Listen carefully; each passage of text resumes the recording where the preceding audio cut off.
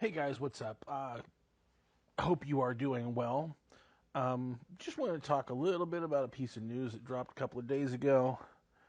We had gotten a very brief announcement about a week ago that Super7, the company that does the reaction figures, they released. Uh, they had done original series Star Trek figures, God, probably about 10 years ago now.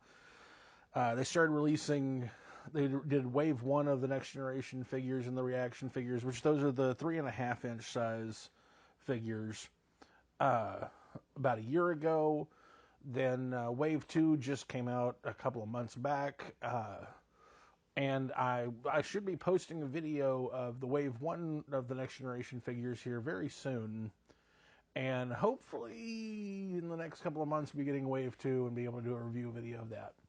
But they announced a couple of days ago that they're going to be doing some Ultimates figures for Next Generations, which, if you're not familiar with Super 7's Ultimates, they are 7-inch scaled figures, highly detailed,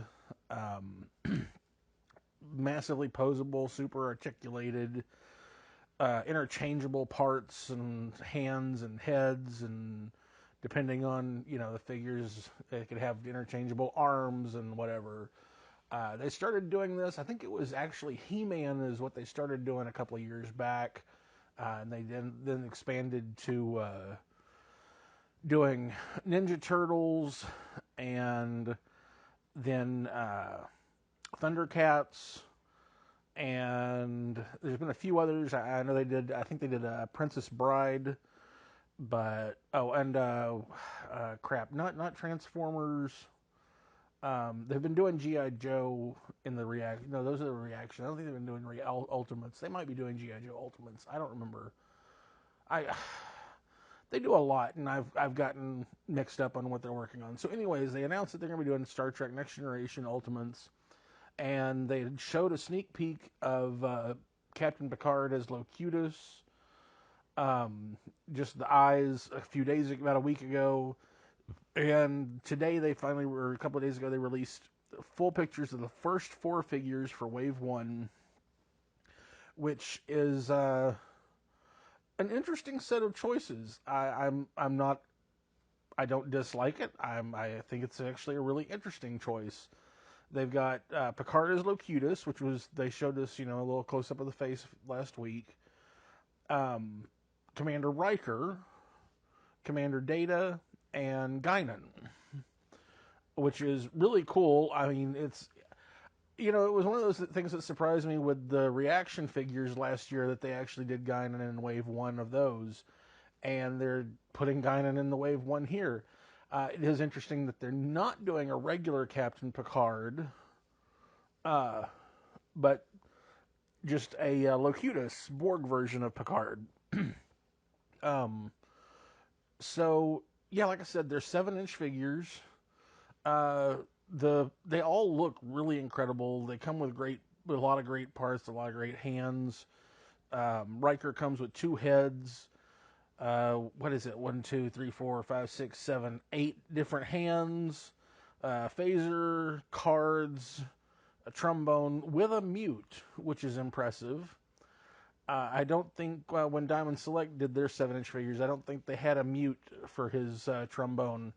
And the best part with him is that they've got the little Captain Picard doll from the episode where they had Captain Picard Day. That's really a cute one. Then there's the Locutus figure, which not as many switchable parts. It's got 3 heads, which the interesting thing on that is that only 2 of them are actually as Locutus. There's one head where it's the head that we saw at the very end of Best of Both Worlds Part 1, where he doesn't have a whole lot of stuff on his face yet. Then there's the way he looked in Part 2, which was a lot more of the stuff on his face. But the third head is actually from the end of the episode after he has been deborgified, and they have that scene that takes place in Captain Picard's quarters, in his ready room, and he's still got a couple of the Borg plates on his face. which is really interesting. I would have preferred. I really hope that the board arm is removable. It would have been nice to see a little bit more exchangeability on stuff. It does come with a gripping hand, but not a whole lot more to that. Guinan, she comes with a happy face and a serious face. She got 6 hands. She's got regular grabbing hands. She's got her I'm a mystical wizard crazy hands, and she's got her gun hands as well as the rifle that she has that she threatens to shoot people with. Also comes with the cool little pyramid game that was placed all over 10 forward and a tray with 4 beverages. And then Data is the last one in the set. Again, 6 hands. He's got poker chips, poker cards, a Spot, his cat, a violin with a bow, phaser, tricorder, and 3 heads. He's got a regular head. He's got the head where he's got his poker visor on, and then there's a head with sort of a cable connected to it, I guess, so that you can connect it to. I'm wondering if that little tag thing is supposed to be able to connect to, say, his tricorder, if it can, if you can slot that into the tricorder or something like that.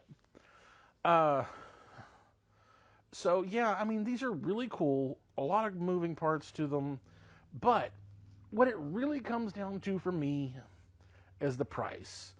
This was the thing about the reaction figures, that for a 3.5-inch scale figure, they were $20. They're still $20 a piece. I managed to get a lot of them for significantly less than that.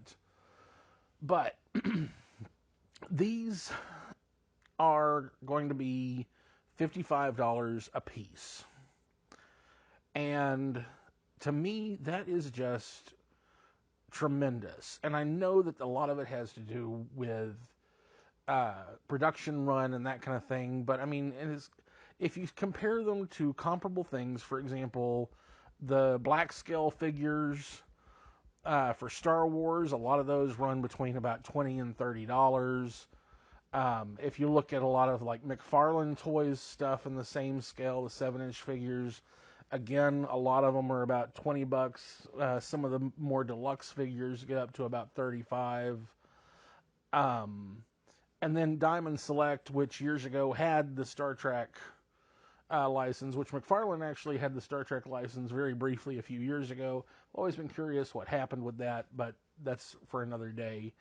Diamond Select, their figures run about $25 to $30.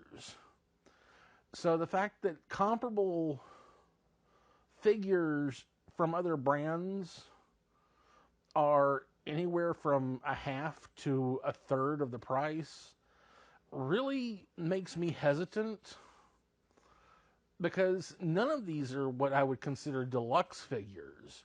In fact, the one figure that should be sort of deluxe, the Picard as Locutus, is barely. I mean, there's nothing really unique or special about that.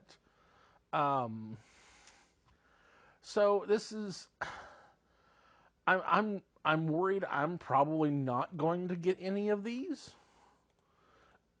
because they are so price prohibitive for me. They are really creative, but it's cheaper for me to still try and go track down Diamond Select figures on eBay, or even the McFarlane figures of Kirk and Picard from a few years ago on like eBay, than to try and afford these, because these are still so much more. But we'll see what happens when they come out. They're not going to be coming out till the middle of 2023. So maybe they'll show some more pictures and maybe figure out a way to come down that price before then. Well, that's going to be it from me. I hope you have a wonderful week, and I will see you next time.